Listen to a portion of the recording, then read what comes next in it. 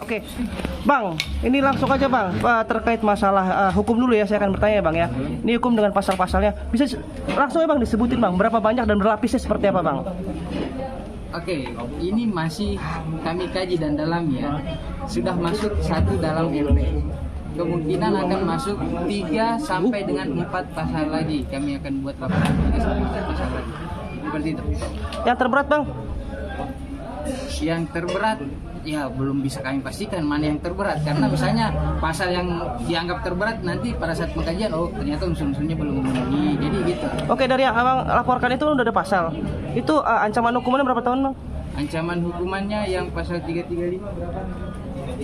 Kalau bisa semua pasal yang kena dokter masukin semua. Ada 10 pasal dokter masukin semua. Gitu ya. Jadi kita masih terus pendalaman karena memang dari sana dibilang nanti pendalaman masukin daftar baru, tersangka baru boleh gitu. Apa bukan terlapor maksudnya. Nanti kita ini. Oke. Kalau saya nggak salah 1 atau 2 tahun. Kalau saya nggak salah nanti kita pasti. Itu bisa dicek kok. Googling aja 335 ancaman pidananya berapa tahun? 1 tahun. Hah? Tahun. 1 tahun ya. Yang paling berat apa itu? Paling berat. Oh, kalau bisa kita kasih yang paling berat yang banyak itu pasalnya. Biar nggak Kita upayakan secara maksimal. Langkah hukum ini akan kita tempuh secara maksimal. Oke, dok tahu dok bilang tadi yang terberat yang mana nih? Nah seperti itu kan, berarti masih ada di sini nih masih ada emosi kan? Bukan, kalau emosi tidak. Jadi begini, apa yang dia katakan seperti dia bilang pada saat ini Doktif itu sebenarnya tidak pernah memiliki scar Doktif itu. Tapi karena COVID luar biasa, boro-boro mau perawatan. Jadi nggak sempet. Kalau dokter bikin berobat, minum, makan aja pada saat dokter di COVID itu dokter pakai pampers, gitu loh. Jadi kok bisa dengan ngomong sesantai tuh nggak peduli begini. Dokter cuman ya Allah seperti ini kah zaman sekarang gitu. Mereka melupakan jasa dokter-dokter. Seperti itu kan nilai dokter zaman sekarang di masyarakat Indonesia. Gitu.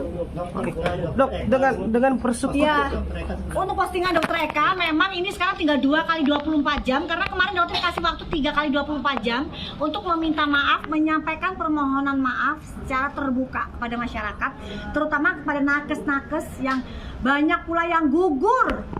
Beliau ini adalah salah satu juga yang membantu Doktif terjun ke lapangan bencana maupun pada saat COVID ya.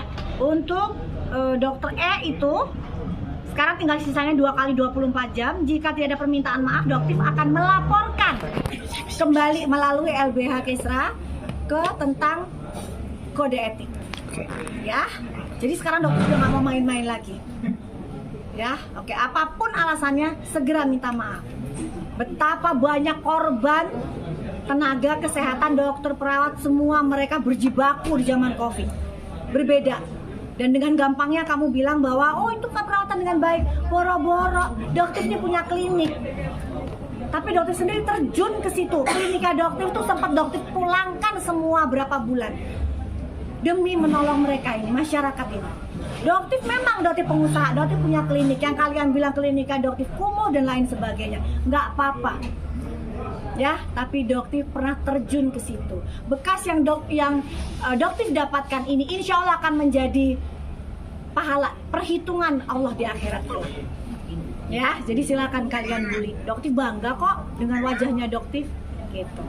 Ya, Oke, dok, nih niat baik itu kan pada akhirnya dianggap mereka bahwa dokter ini hancurkan bisnis mereka, betul. Menurunkan omset mereka gitu loh. Bahkan bersekutulah banyak mereka untuk ada lagi yang satu kata ya, Doktif itu dibackingin oleh pengimpor merkuncrit terbesar di Indonesia, masuk ke pencemaran nama baik. Oke, tidak dok. ada. Oke, dengan persekutuannya mereka nih, Doktif gentar gak nih untuk terus? Oh tidak. Kan Doktif sering berulang, Doktif aktivis yang di medan bencana. Istilahnya kalau kematian aja Doktif berani kok, gitu loh. Apalagi cuma caci maki serangan mereka. Tidak, ya. Doktif tidur di kasur yang mahal di rumah, Mimpinya juga sama tidur di atas batu, nggak berubah tuh mimpinya.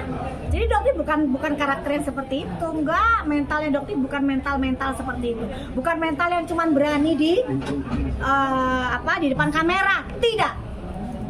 Ya, Doktif katakan tidak. Bahkan di depan polisi pun Doktif berani untuk mengungkapkan kebenarannya. Kok kalian diam pada saat di depan polisi? Kenapa? Beraninya cuma di depan kamera. Ya. Oke, Dok, ini kan pada akhirnya mereka memutar balik semuanya, walaupun Betul. kita udah buktinya sudah ada semua ya, Dok ya. Itulah karakter gerombolan sirkus. Itu jawabannya, Dok. Yang mereka hadapi itu singa, bukan macan, ya, bukan penguin, bukan yang lain-lain. Yang mereka hadapi adalah singa. Singa nggak pernah kan masuk ke sirkus? Singa berdiri sendiri. Ya. Singa. Terakhir dok, saya mau bertanya gini. Kalaupun ini kan buktinya sudah banyak ya, Dok. Kalaupun ada perdamaian dalam artian permohonan maaf secara personal bahkan terbuka yang mereka lakukan, menerima kan, Dok? Kalau permohonan maaf saat ini pun Doktif sudah memaafkan. Kenapa? Ya mungkin mereka terpancing, ya mereka emosi. Tapi proses hukum Doktif sudah berjanji ke masyarakat tidak akan pernah Doktif cabut. Kecuali yang tadi ya, yang tadi penyebaran data pribadi dia cabut, Doktif cabut. Skor kita sama 0-0. Ya, tapi kalau untuk yang lain, Doktif ingin pihak dari Polda Metro untuk melihat ini sebagai kaca cermin, karena ini sudah menjadi berita internasional. Teman Doktif yang di Dubai, teman Doktif yang di Mekah, mereka memantau seperti apa hukum di Indonesia saat ini berjalan. Oke. Ya. Sip. Oke. Oke. Dengar nanti di rekaman ya, bahwa di dalam restoran mereka mengaku polisi untuk mengintimidasi, tetapi di luar mereka mengaku TNI. Tolong diselidiki dan diproses karena mereka menggunakan jabatan mereka untuk mengintimidasi Doktif di situ, untuk menghambat Doktif masuk ke dalam mobil Doktif sendiri. Oke. Proses ya untuk aparat itu, karena itu Doktif dengar benar-benar aparat ya guys ya. Itu adalah aparat anggota TNI. Itu masa sih TNI nggak bisa nemuin siapa sih orang, masa harus Doktif yang nemuin orangnya siapa gitu kan? Jangan dong, kan TNI itu harus bisa menemukan itu siapa orang itu. Ajudan ya, ajudan dari SS itu diakuin sendiri di ruang mediasi. Oke. Ya itu adalah ajudan saya. Oke. Sip.